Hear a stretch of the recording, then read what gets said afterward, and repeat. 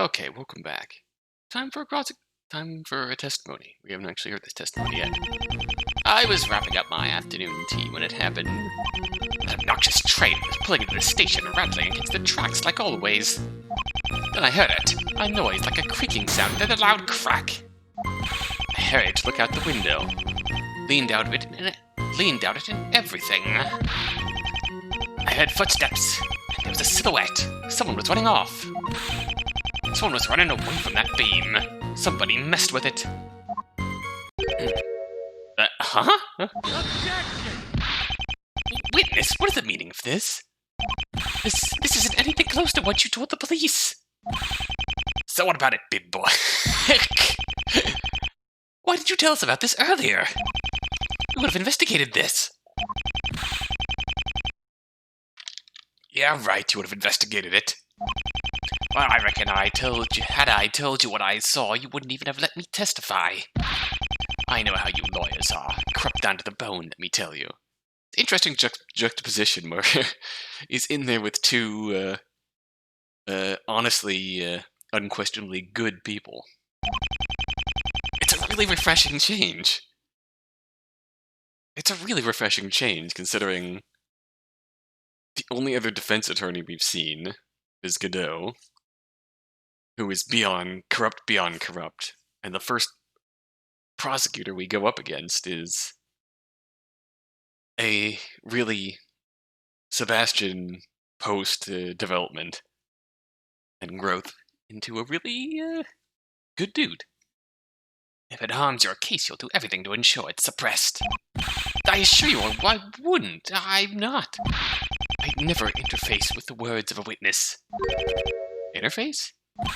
Oh, shut up. You don't fool me. I know how the world works. Is this really what you saw, Mr. Season? Bah, what's with that snark, boy? I'm helping your case, aren't I? Helping it! What's your problem? Are you wrong in the head or something? I should have known. You would all just want to pick on us country folk, huh? No, that's not it. Mr. Season, you are telling the truth, aren't you? Because if you aren't, it's going to be very hard for us to figure out what really happened to our little Pearly. I know that. Alright then. I know he's helping the case, but I have a feeling we should cross-examine his testimony. Just in case. I couldn't agree more. Mia, darling. We just want to be extra sure, Mr. Season. Is that so wrong? I guess not. Please make this cross-examination quick, you two. What's that supposed to mean?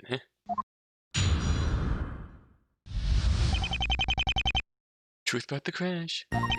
Alright.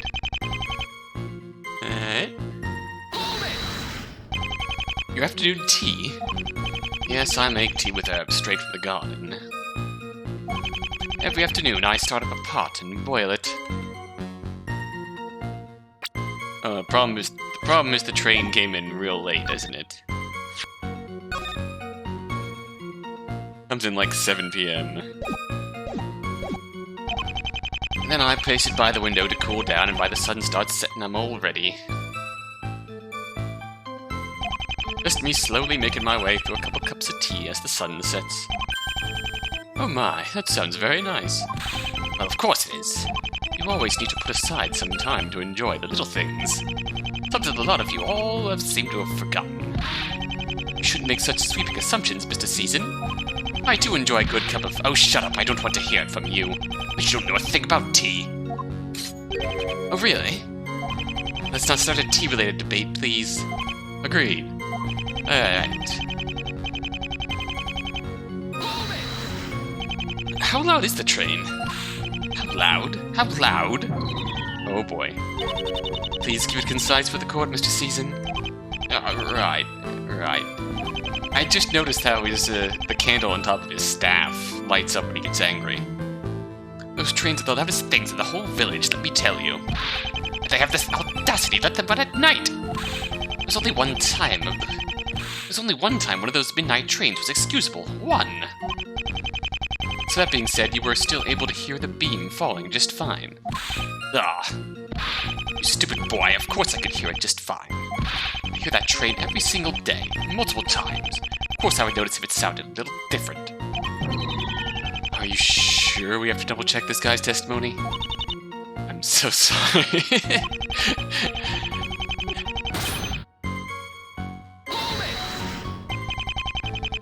So you think that was the beam crashing? What a stupid question. What else could it have been? You tell me. What else do you think it was? I guess you have a point. You guess? Don't dumb it down. Say it, boy. Say it. I have a point. Well? Can you move on to the rest of the testimony, Mr. Season? Fine, dear. Thank goodness.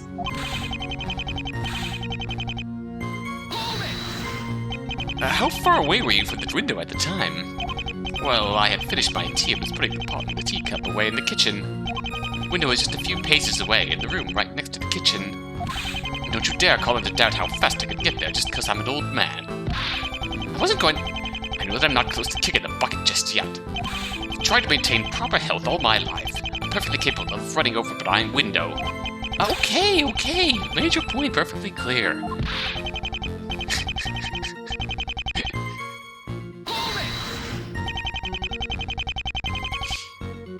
I love this guy. He's an adorable, crotchety old man. You can pick up footsteps from all the way at your window. I was leaning out the window, thank you very much. That station's made out of metal, so it's even easier to hear stuff like that. Specifically when someone's running. Well, I can practically count the number of people coming into the village. Most of them don't come towards the shop, though. Sounds like business has been booming lately. Internal monologue, Apollo. Internal monologue. Right, sorry.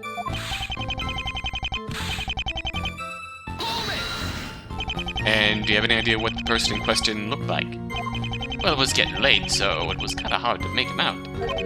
Didn't you see any details at all? Gender, height. Tried to have at least seen some sort of color, skin tone, clothing. Right, the silhouette was average height and white skin. Not helpful. I see. How convenient. I thought it was a man? Maybe? Maybe. I don't know. Don't you pick on an old man. There was someone there, okay? End of story. You alright, Apollo? Yeah, this guy is just something else. I have this terrible feeling I'll be saying that a lot more often. I'll try to step in where I can, but I have a feeling it won't help much. Pretty sure his mind is completely made up. Yeah, that doesn't surprise me. We'll just get through this.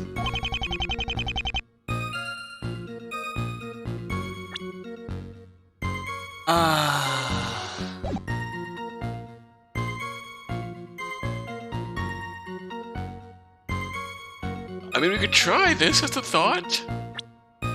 Objection! Boss! Take a look at Apollo, what are you doing? I'm, presenting evidence? That's not going to help us. Sorry, I thought it was onto something. I think you should pay closer attention to your co-counsel before making objections, Mr. Justice.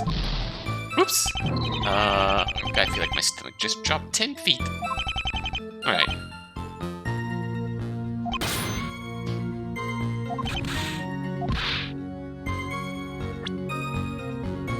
We have the station diagram.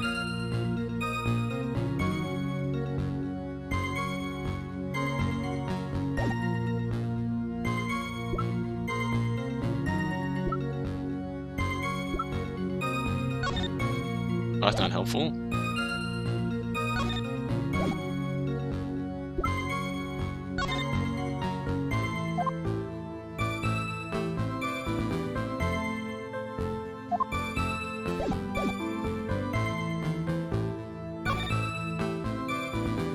I feel like it might be false. Take a look at our evidence. Mr. DeBest? I don't see why I should look at something that's not worthwhile. Isn't worthwhile, right, Your Honor? No, it isn't. You didn't even consider it. I'm not the best protege in the apartment for nothing. In the apartment? My intuition is first rate when it comes to these things. More like you made a lucky guess. Okay, that was worth it. This is a tricky one. Right out of the gate with a tricky one. I think... Like, we're just getting right into it. No warning. And just... out of the gate with a difficult contradiction. Why are we looking at this? Not sure. Looks like the pillars kinda...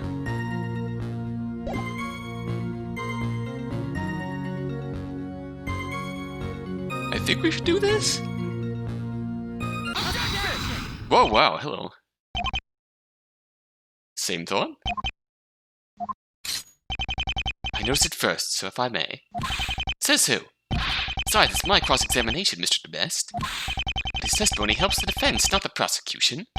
So if anyone should point out the contradiction, it should be me. Yeah, but... Gentlemen... Right... Sorry. The point is that Mr. Season said he heard a loud cracking sound.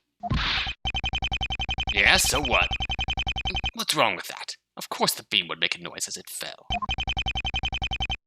Problem isn't that you heard the noise, Mr. Season. That you heard a noise. If the court would take a look at this diagram. Alright, what about it? Our focus should be on the beam here. Particularly this part of it. Well... Look at how the beam's broken. Mr. Season said he heard one loud cracking sound, correct? Why, yes. Tell me, Your Honor, looking at this diagram here, where would you think... Tell me, Your Honor, looking at this diagram here, what you think the crash would have sounded like? Okay. Well, there'd probably be some sort of noise when the beam was disconnected from the station. It'd be the sound of it colliding with the train. And just after the initial collision, the beam would snap in half. Exactly. So tell me, Mr. Season, why exactly did you testify to only hearing a singular crack sound? Bah! So what? The train's super noisy even without the crash. Of course it was a little confusing. Yeah, it's kind of an out there conclusion to be expected to draw from this first testimony. We'll see where it goes. Doubt you would mishear the sound of a steel beam careening into a decelerating train, Mr. Season. It's the whole reason you looked out the window. Now you're saying you might have misheard it? Ugh, so what? So what? Mr. Season, this calls your entire testimony into doubt. No, it doesn't. What are you doing, you stupid boy? I knew it. I knew this was all some sort of plot against us. Just because I got confused about some sound doesn't mean I'm wrong about the whole thing. And now, you two, the man has a point. I don't think this is grounds enough to throw out an entire witness. No matter how much we'd like to. Excuse me? I'm also not so sure as to why the defense is so insistent on debunking this testimony. It's alright, Apollo. Keep going. If the witness doesn't tell the truth, we'll never figure out what really happened, right? And the defense believes wholeheartedly in our defendant's story. The truth is on our side. But I am telling the truth. I am! Very well, Mr. Season. If you're so insistent that you're telling the truth, go ahead and tell us a little more. Surely someone who witnessed the events with his own eyes wouldn't make another such slip-up. Of course not. Well then, let's hear it. What actually happened? Fine, so I was a bit wrong about what I heard. Whatever. I swear there was a silhouette there. This whole thing's a setup, I tell you. Someone orchestrated this. It's all some new anti-Fae conspiracy. Oh. God. Oh, I'm in pain. Sure, I couldn't make out who it was, but so what? The sun was in my eyes. The figure was running away from the beam, away from the house. Probably to go hide somewhere. Well, how's that? Can't find anything wrong this time now, can you? Ha! Anti-Fae, oh god. I wouldn't get too cocky if I were you. A testimony like this should be nothing for the best protege in the department. You're aware this is still technically my cross-examination, right? I guess not. Well, at least we don't have to worry about the prosecution shutting us down. Your Honor, can we just go ahead? By all means, Mr. Justice. Thank you. Oh, God.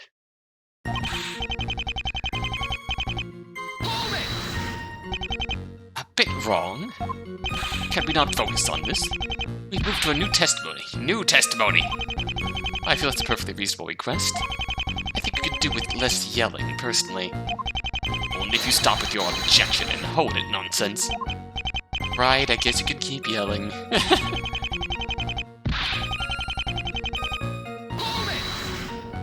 Are you sure you couldn't make out anything about the silhouette? The last time, yes. It was hard for me to pick out any details. Now can you please stop dragging my eyesight through the mud?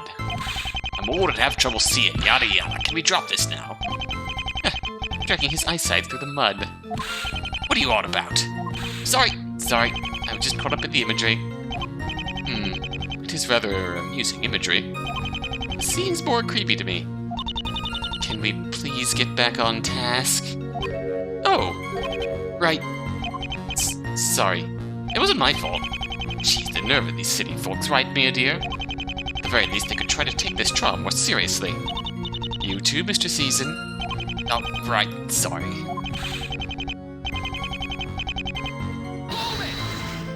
You make it sound like anti-Fae conspiracies are a common occurrence. They are, I tell you. It's like the whole world is against our master, I swear. Especially in this city.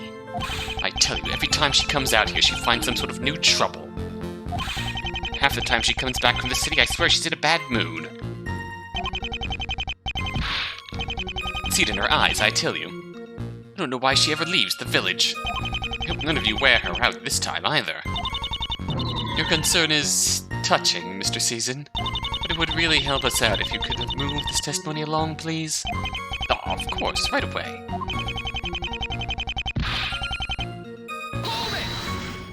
Isn't the train station shaded? Wouldn't the figure you saw be in a shaded area? Well, yeah, but the sun wasn't in the sky, it was setting. That shade canopy thing wouldn't protect my eyes if the sun was on the horizon. I guess that's true. So I guess that means the sun was setting parallel to the station. Yeah, I think so. See, it's no problem at all.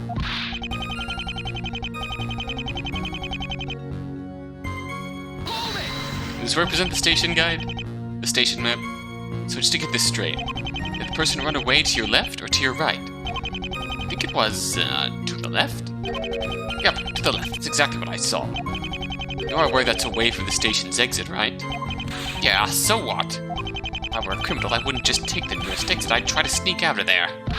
It's not like the station is fenced in or something. You leave any which way if you really wanted to. Yeah, Mr. Justice, you need to think more like a criminal would. Why are you on his side? I can't have you finding the wrong contradiction now, can I? I can take care of myself, thank you very much. Oh, really? Then prove it to me. Sure, no problem. Just give me a bit longer. This testimony's a little more thought out than a previous one. I'm sure it's nothing you can't break through. So we're like 90% sure he's lying, right? Pretty much, yeah. Let's get this over with.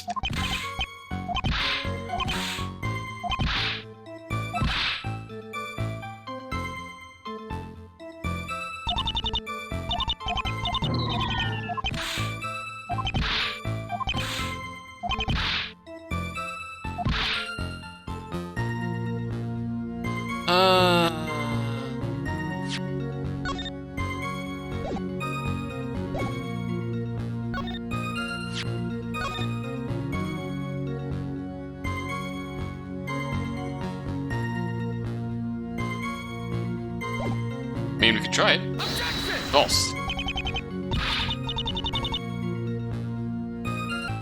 Oh.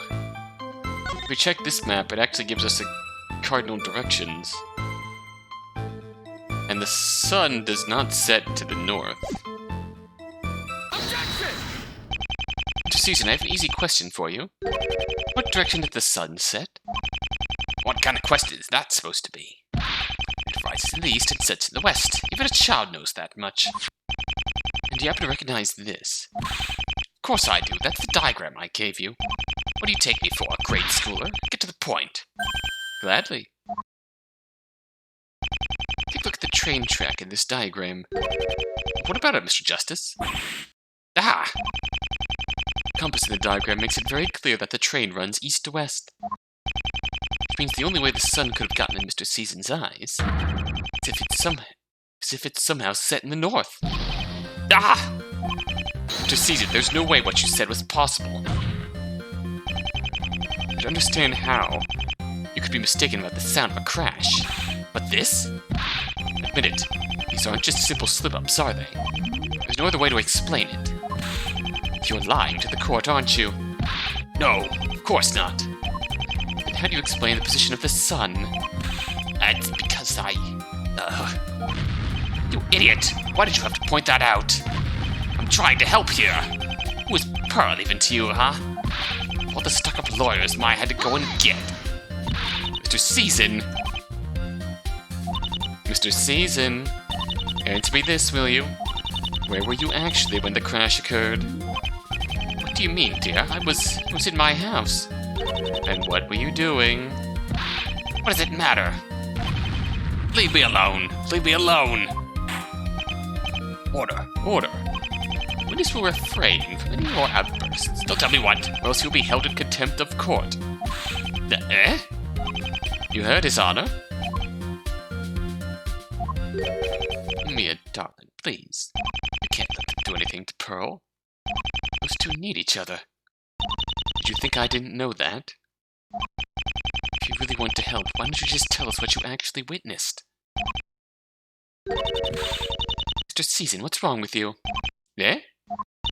Stop being so stubborn. Just tell the truth. You're making things worse for everyone. I'm sorry. I'm making this harder for you too, aren't I, Pearly? You guys are right. I'm lying. I didn't see anything. You two know my body's not what it used to be. I slept through the whole thing. I didn't wake back up till the train crash had happened. I didn't mean to fall asleep, really, because of this stupid old body. I'm sure I would have seen something if I was awake. I'm sure of it. Is that why you decided to waste the court's time? Yes. Come on now, Mr. DeBest. I wouldn't call it a complete waste of the court's time. After all, don't you remember why the witness was called to the stand in the first place? Eh? Right. Since you witness didn't actually, well, witness anything, Mr. DeBest. It's still completely possible that the beam could have been tampered with. Am I right? Ah! You mean I helped? In a roundabout way, I suppose so. Could have just not testified in the first place. Sure, you helped. I think you've done enough helping for one day, however. Yeah, you're probably right. The first contradiction makes sense now, too, because he just imagined the sound was what he thought it would sound, what he thought a pillar falling on a train would sound like, and not the specifics of it. The witness is dismissed. Please leave. Well, Mr. Best, I think we're ready to proceed with this trial. Mr. DeBest. I apologize, Your Honor. That didn't exactly go to plan. Gee, you think?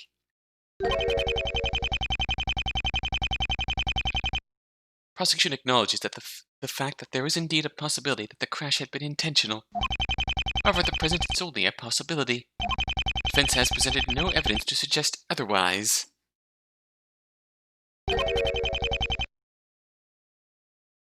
Or do you want me to prove that? Or do you want me to prove me wrong? No, I think I'm good right now. Furthermore, even if the defense could prove that the beam was tampered with, I doubt it would help the defendant. It's far more likely that it would be connected to the victim and her own plans for the day. And the victim isn't the one we're prosecuting today. that in mind, I'd like to proceed with my argument as planned. This seems fair enough.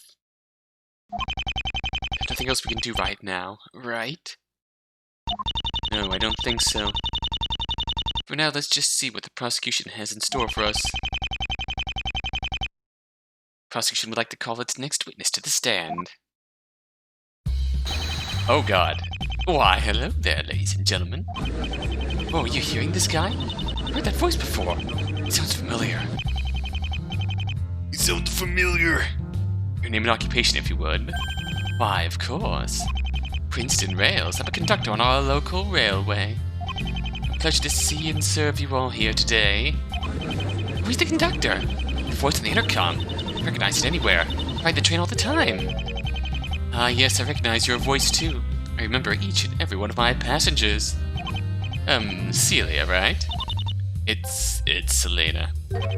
Oh, well, close enough, I say. It's like I'm at the train station. Guys, it's nothing like a train station. Say a line, say your line, say your line. Okay. Oh my God. Attention, ladies and gentlemen, the next train will be departing shortly. Please board in a timely manner. Despite common belief, you can be fashionably on time as well as fashionably late. And of course, mind the gap. We don't want you to be fashionably dead, after all. That's a little gruesome. That's him! It's gotta be! That's the voice! Oh, I hear him during my commute. I swear he haunts my dreams. The voice isn't haunting. The line! Order. Celebrity conductor. Silence in the gallery.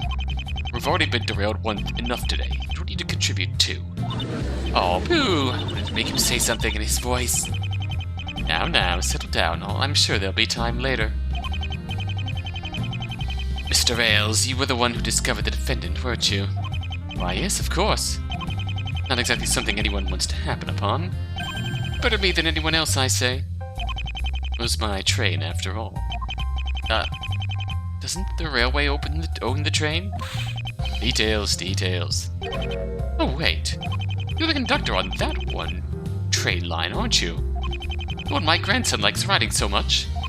Gee, someone's slow on the uptake. Your grandson. Ah, yes, the little tyke that's always bounced up and down on the train cars. He's quite enthusiastic. Justin, was it? Oh, yes, that's him. Wait, was that his name? Friendly introduction aside. I know, you want my testimony aside, right? No time for small talk, I guess. Not in the court of law, I'm afraid. That's right, isn't it, members of the gallery? Well, I'd best get on with it then. Okay, this is going to be interesting. Yeah, I have a theory about... We'll get on this later. As soon as I recovered from the crash, I made an announcement to the passengers. Then I worked to get the emergency power back on. As soon as I could, I rushed into the first passenger car. That's when I saw that woman tied up to the cold steel. I saw a young girl beside the body, messing with the strap hanger. Confused, I carefully made my way to the defendant. It was until I saw the knife that I realized she'd killed her. I quickly pocketed the weapon. Didn't exactly feel comfortable leaving it out in the open. Then I carefully escorted the defendant to the locomotive, where I waited for the police to arrive. Thank you, Mr. Rails.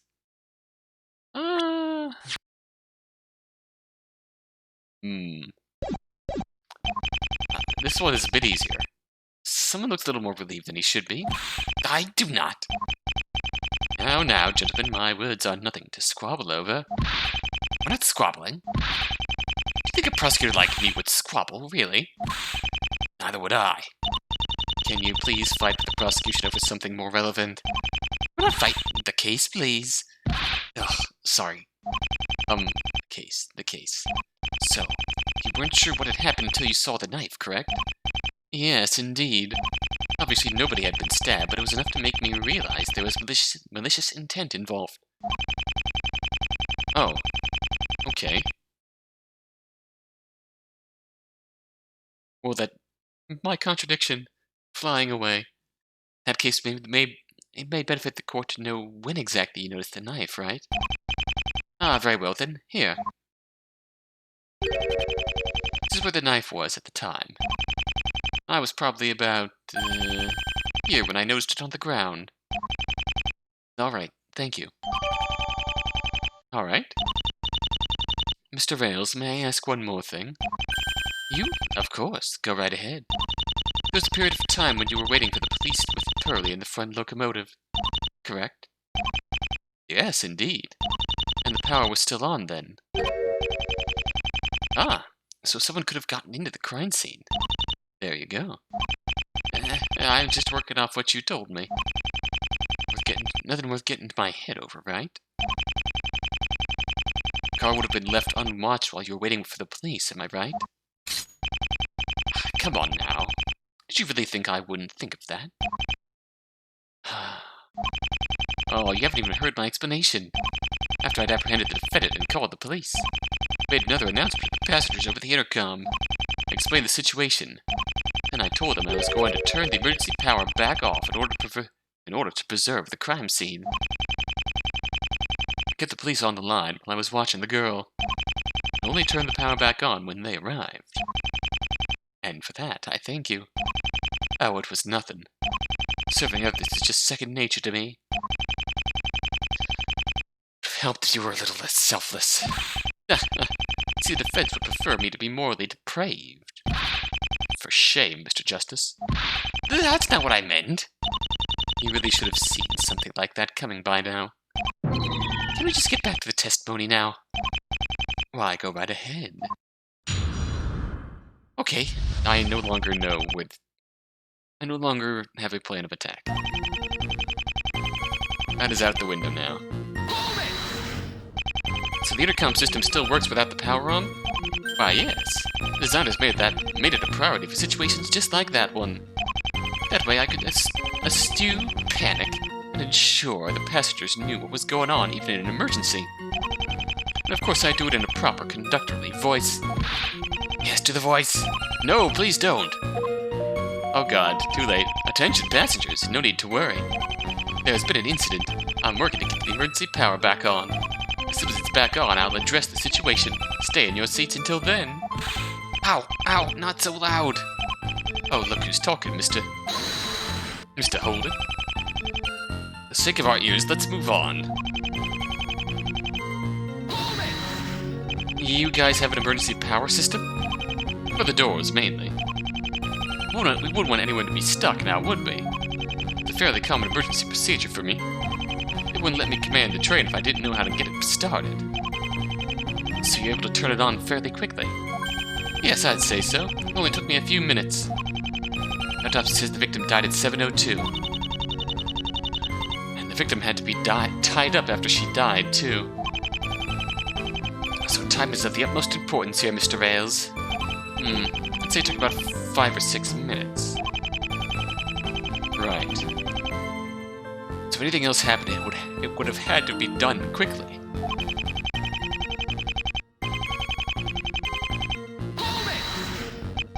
You immediately identified the victim. Oh, well, not quite immediately. My account is just a bit of a dramatic recreation. I'm pretty sure it's not supposed to be. He just used the information he has now to fill in the gaps is all. I assure you, it's nothing to get up in arms about. Exactly. I'm sure the gallery is loving it. Aren't you all? This is more entertaining. I've seen crazier here. Ooh, this is great. Woo! Moving on. So what did you originally think at the time, then? Well, it took me a moment to identify the body as, well, body. It was facing away from me, after all. Had it just been the victim there, once I'd realized, I'm not sure what I would have done. I think I might have frozen up in fear. Hard to believe, I know. There was another matter to attend to. And that was the defendant? Yes, that girl over there, the girl from the date. From that day, I wanted the same. I don't think she noticed me at first. She was working away with a strap hanger. It's something you'd have to be careful with. One wrong move and 1,000 jolts of electricity would course through your body. You have to smile when you're saying that. Why, I don't think anyone would prefer if I frowned. Okay, sure. You You hadn't assumed she'd killed her at the time? No, not yet. She looked quite distressed. I remember her backing away as I approached, and she was trembling. It was quite the cute little button, to be fair. I didn't think she'd do anything to me. What? She's a cute kid is all. No need to glare, miss. You are 28.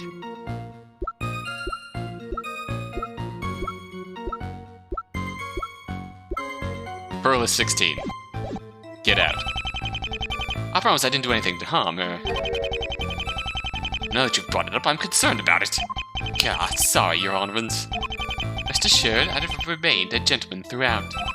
Even when I put two and two together, I did everything I could not to mistreat her.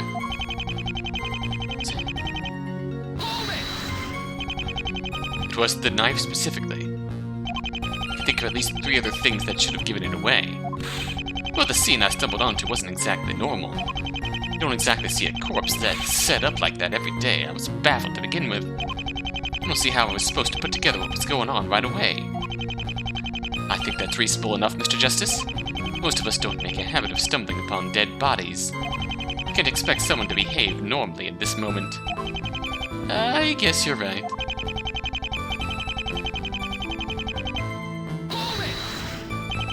If you pocketed the weapon, you would have had to... You would have... Can't talk all of a sudden. You would have had to grab it by the handle, correct? Yes, but I was wearing gloves at the time, you see? Doesn't that mean your glove marks could have obscured a set of prints on the knife? The possibility that he would have placed his fingers in the exact same place of some magical third party. I'm afraid I find that highly unlikely.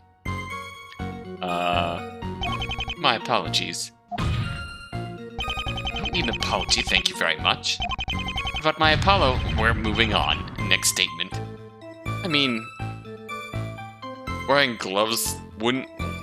Why is it fingers? Wouldn't your whole... Alright. We'll just accept that. How long did it take for them to arrive? About an hour. Hour and a half. This village isn't exactly conveniently located. What did my client do during the time? Well, she was quite cooperative. Even when I escorted her, she didn't put up much resistance. She just sat silently while we waited for the police to arrive, hardly even talked to me. Oh, she was scared. I would have been being caught red-handed like that. The only time she spoke up was to ask if she was being arrested. I told her as such, and she continued to cooperate until the police arrived. It must have been a lot for her. Good for us that she didn't put up a fight, at least. It seems like things mostly line up with what Pearl told us.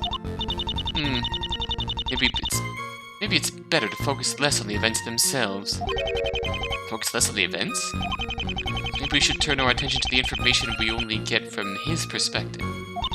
Yes, that's where I'd start. Very good. I'm just spitballing. It's not that impressive.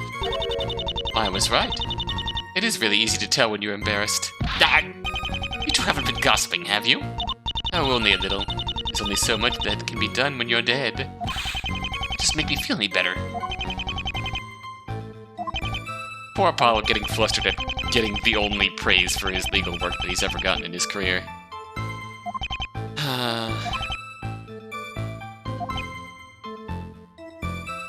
I mean, we can still try the obvious contradiction.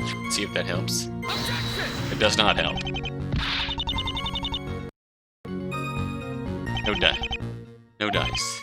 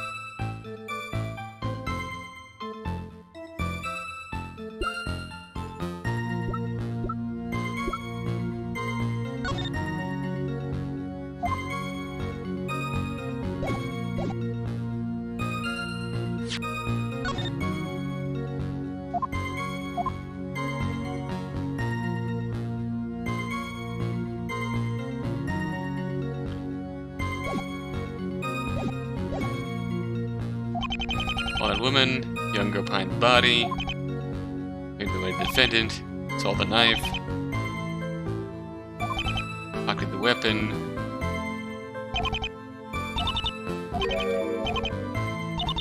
These are tough. This is a really tough trial day.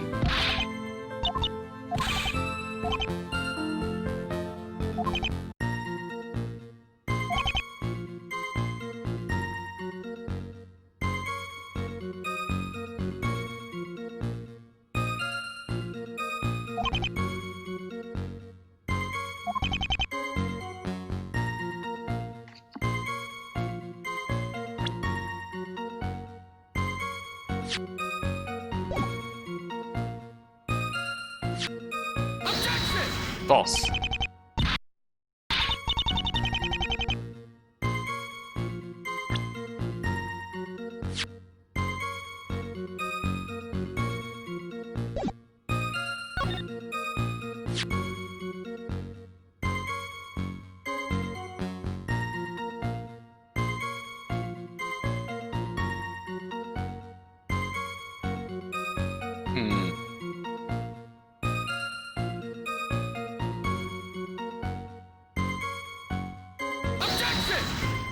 I'm literally just spitballing right now. This is... I'm gonna go behind the body, missing with the strap hanger.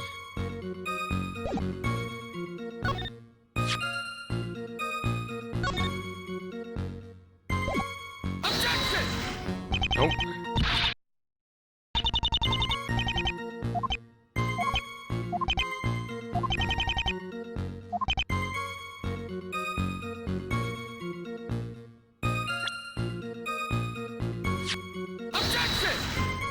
Worth a shot? Alright, we're gonna have to off-screen this. Maybe we are onto something. I tried to present the cause of death to say... the one thing I didn't think of is, what about the knife itself would make you think that she'd killed her? Okay. Mr. Rails, can you clarify something to the court? This dagger is what made you realize that my client killed the victim, correct? Why, yes. Can you tell me why that was exactly? What that was? There was a dagger there. It's only a natural assumption, isn't it? I fail to see how such a detail... If we could wait just a moment for the defense to finish making their point, Mr. DeBest. Mr. Rails, was there anything in particular about the knife that made you assume Pearl's guilt? Well... Oh boy, it's gotten tense all of a sudden, hasn't it? Please answer the question. Well, the knife was oriented towards the victim, so of course she tried to kill her. Aha. What? What'd I say? Mr. Rails, are you aware of who owned this knife? The knife wasn't the defendant's, but the victim's herself. It was Miss Knott who was trying to attack Pearl, not the other way around. So should the dagger have been oriented towards my client, not the victim? Eh? Did I remind you why the dagger was on the ground, Mr. Justice? The victim must have dropped it at some point. She was shoved into a high-voltage beam. It's unreasonable to think it could have fallen at a weird angle.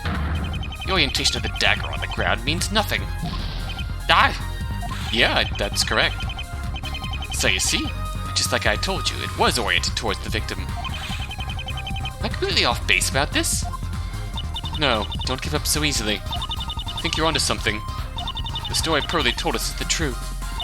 Everything you do in court should operate under that one assumption. There's no way we could prove that. There'd have to be some kind of a third party. We have no evidence. Then we have to find some, don't we? The knife would contradict the events we know so far, but... then we have to disprove DeBest's logic. Okay, gotta have something, right? The defense would like to present evidence that proves, It's evidence that proves why the knife should have been oriented towards my client.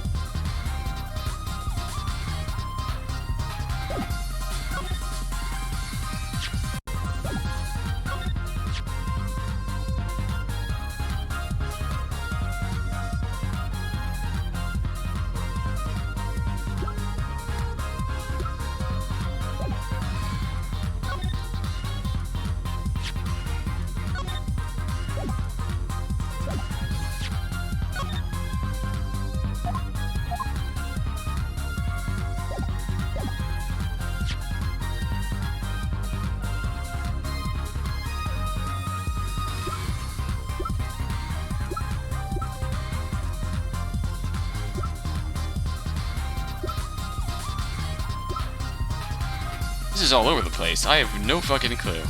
This? False. Here, this disproves your theory, Mr. Best. Does it now? Of course it does. Oh, really? Really? You think you can disprove one of my theories so easily? You want to see it? I'm assuming that stare from your co-counsel means it doesn't mean anything. It doesn't mean anything, Your Honor. Hey, work with me here. Okay, I have something right. We're gonna try one more thing, and then we're gonna have to... Nope. Not happening. Let's try this. Mr. Vales, you said yourself that this is where you were when you saw this knife. That's so. The prosecution just postulated that if the victim dropped the knife upon impact with the beam, it was possible for the knife to have fallen in the way Mr. Vales described. Take a look at where it was found. The knife wasn't found near the rubble. It couldn't have been dropped upon impact. It's still possible the victim dropped the knife when she was shoved. It could have been at the time of the initial shove instead of when she impacted the metal. She would have been pointing the knife at Pearl at the time she was shoved. Would dropping it then be enough for the knife to turn a completely different direction? Or her hand flinged forward and she tossed it, and it landed the other direction? If she dropped it on impact with the beam or while being electrocuted, it would make sense for the victim to throw up her arms at a strange angle. You'd see how the knife could flip in the opposite direction. To have the knife completely flip the other way after the initial shove. Doubt that could happen. This feels really weird. We don't fully know what transpired in that train car. Can't say for sure if we knew the positions of the victim or the defendant during the attack. Neither my client nor the victim have injuries that would suggest there was a struggle between the two. Must have been a quick exchange. Doesn't make sense for the knife to have fallen in the way the witnesses described. There wasn't enough of a struggle for it. Yeah! I saw it, I really did. I swear, that knife was pointed toward the victim, not the defendant. It's not possible. It's what I saw. Mr. Vales, the only way what you saw is possible is if someone messed with a dagger. It's that or you're lying to the court. I'm not lying. And why was the dagger facing the other way? I don't know that. Find something else wrong with my testimony, anything at all. I dare you. There's still no explanation for this contradiction. Well, I don't have one. There must be some sort of justification. Objection! What is it, Mr. Best? Witness, if what you say is true, there is one possibility. One possibility that explains the knife's orientation. But we've backed the prosecution into a corner. Is that a good thing? Mr. Vales, if what you're saying is really true, then it's possible someone planted the dagger there to make it look like a matter of self-defense. Oh. Is it possible that could have been done by a third party, a Ballo? There is a far more likely alternative. A more likely? Oh no! It is possible that the defendant herself did the planting. It would be especially easy for her to get the victim's dagger. They lived in the same village, and she had held remarkably high status there. It would be possible for the defendant to wipe down the knife on her outfit. With the rubber strap hanger there, she could plant the victim's fingerprints back on the knife without getting electrocuted. So are you saying the defendant planned a murder that day from the outset? Well, Objection! You have no motive. There's no reason my client would do that. You can't just up the charges like this. If he gets away with this, there's going to be so much more at stake. I agree. Your Honor, unless the witness wants to correct his previous statement. Which I don't. I'm afraid the trial can't progress any further today. The prosecution isn't comfortable switching to such charges without proper motive. And proper motive requires proper investigation. It sounds like a reasonable enough request. Defense? It's fine with us, Your Honor. Very well, then. I expect you to both have investigated this matter when we reconvene. Court is adjourned. That was a really weird trial day. Hey-yo! Ah! When did you get back? In the blink of an eye, Maya is here. Oh, hi. What's wrong? Don't make faces like that. You're gonna scare me. We're still in the game, aren't we? Well, yeah. I'm fine for now. Why are you two so down? There's a lot to explain. Alright then, lay it on me. I explained everything I could remember to Maya. Okay. Sorry. Sounds like the prosecutor is going to be switching to a murder charge. If we fail, there's not just a few years jail time we could be looking at anymore. Right. Oh, come on, you two. No need to be so glum. Obviously, it's not going to be easy. We're gonna have to bust this case wide open to figure out what really happened. You'll be fine, Pearly. We're just taking steps closer to the truth. We know you didn't do it, so either that conductor guy is lying or someone planted the knife there. That's already one lead. Okay, the whole knife discussion is growing on me a bit more.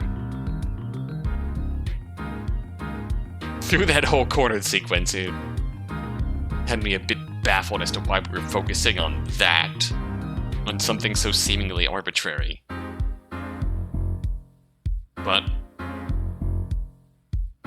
it's growing on me, the more it kind of percolates in my head. Like,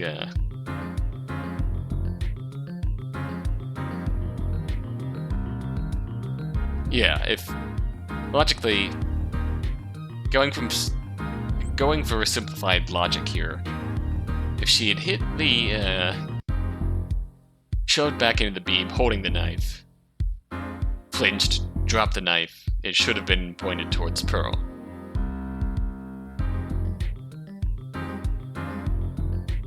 Instead it was not.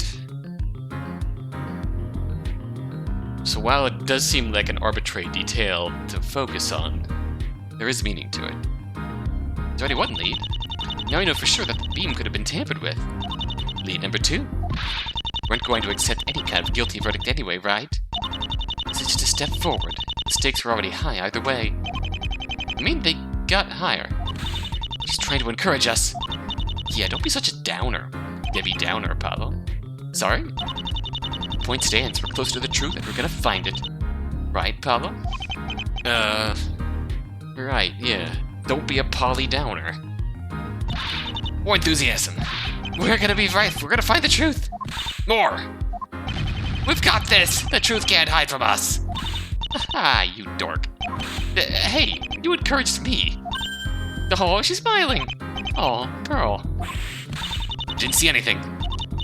Well, bring that enthusiasm with you later today. We're gonna get back to investigating. That already? Yeah, duh. I mean, it's a long train ride. I should probably pick up an early lunch or something first. Ooh, lunch. I want some. Stick Maya. Fine, I'll be boring. Just this one time, Pearly. I'm gonna stick with Pearl and probably use this chance to talk to Mia a bit too, while I still have time. MJ said they're working on getting the electricity deactivated for the investigation. That means no train ride. Wait, so how do we get there? I'll just sucker Gumshoe into driving us out there. How about we all meet up at Sis's office in an hour or two? Sounds good to me. Perfect. Me and Gumshoe will see you there. Save me something from your lunch. I'll think about it. Thank you, Mr. Justice. I'll, see you later, right? Of course. Get you out of this, Pearl. See you in a bit, Maya. Later. Okay. That was eventful.